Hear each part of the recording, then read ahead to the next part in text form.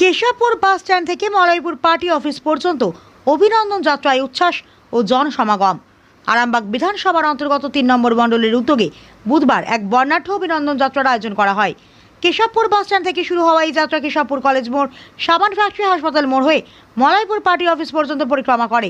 পথ জুড়ে দলীয় কর্মী সমর্থকদের উপস্থিতি এবং সাধারণ মানুষের উৎসাহ চোখে পড়ার মতো ছিল।